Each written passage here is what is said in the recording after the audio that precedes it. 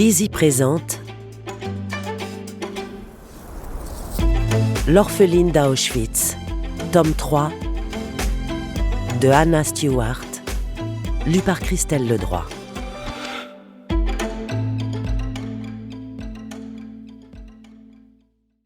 Pour ma Natacha à moi, ma rédactrice en chef astucieuse, passionnée et tout simplement géniale, et mon amie la plus précieuse.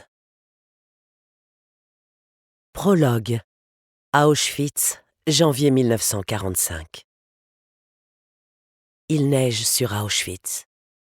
Les flocons tourbillonnent, pris dans le faisceau des projecteurs, scintillent sur les barbelés et s'accrochent aux oreilles des chiens de garde.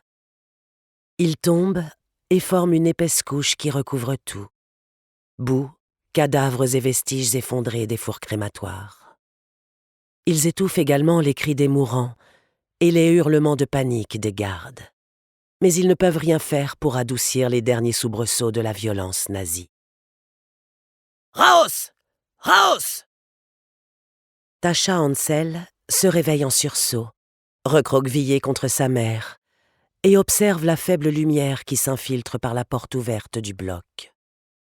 Une lueur brillante et surnaturelle, produite par les reflets de la neige, semble éclairer les prisonniers blottis sous leur maigre couverture. Elle éclaire aussi le capot, qui va de couchette en couchette, frappant les montants de son gourdin, comme si c'était déjà l'aube. « Debout, tas de fainéantes! C'est l'heure de la promenade !» Dehors, un berger allemand aboie fébrilement. « La promenade ?» La mère de Tascha lui prend le bras, ses yeux en alerte dans la pénombre.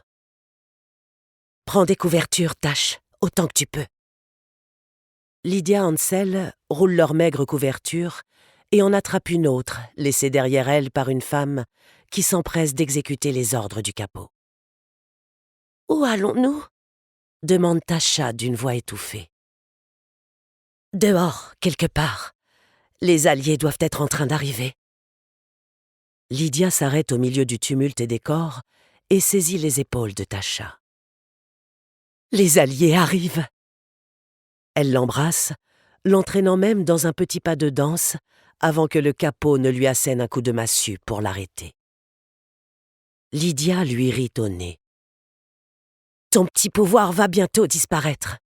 lui dit-elle en rejetant ses cheveux en arrière, chose possible depuis qu'ils ont un peu repoussé. Les nazis avaient cessé de les tondre en novembre dernier, à peu près au moment où ils avaient démoli les fours crématoires. Voir les cheveux roux de sa mère commencer à revenir sur sa tête lui semblait l'une des choses les plus réconfortantes qui soient, et il en allait de même pour Lydia quand elle contemplait les cheveux de sa fille. « Vois, ma fille !» disait-elle chaque soir en caressant les jeunes pouces déterminés à se dresser sur la tête de Tascha. « Ils ne peuvent pas nous détruire. Nous recevons des coups, mais nous nous relevons. Nous recevons des coups, mais nous guérissons. Chaque parcelle de leur haine, nous la combattons par notre amour les uns pour les autres. » Et maintenant les Alliés arrivent et leurs ennemis, semble-t-il, repartent. Tandis que Tascha et Lydia se traînent vers la porte, les couvertures serrées autour d'elles, elles aperçoivent peu à peu les lignes de prisonniers recroquevillés sous les flocons qui continuent de tomber. Les minces souffles de leurs poumons épuisés, suspendus au-dessus d'eux comme une nappe de brume orange. Avant de sortir, Tascha pose une main sur le mur du bloc et la pièce froide et honnie lui apparaît alors comme un sanctuaire.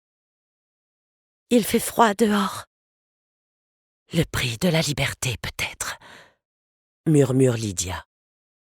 Elle désigne les grilles austères au loin. « Une fois que nous serons sortis de là, qui sait ce qui pourra arriver ? On garde la tête baissée et on se tient près l'une de l'autre. Et... »« Toi, recule !» Un garde SS vêtu d'un épais manteau empêche Tascha de sortir. « Pas d'enfant !»« Je ne suis pas une enfant !» répond-elle paniquée. Elle a 16 ans et a travaillé aussi dur qu'une adulte pour ses maîtres cruels. Comment peuvent-ils maintenant décider qu'elle n'est qu'une enfant ? Lydia est poussée dehors, emportée loin de sa fille par une lente marée humaine. « J'ai 16 ans !» proteste Tasha, tentant désespérément de la rejoindre. « Assez !» crie le garde avant de la pousser si fort qu'elle tombe par terre. Une autre fille l'aide à se relever. « Il fait moins froid ici !» lui dit cette dernière. Mais bien que Tasha ait eu exactement la même pensée un instant auparavant... Nous espérons que vous avez apprécié cet aperçu. Pour continuer à écouter ce livre audio sur Google Play Livres, utilisez le lien dans la description de la vidéo.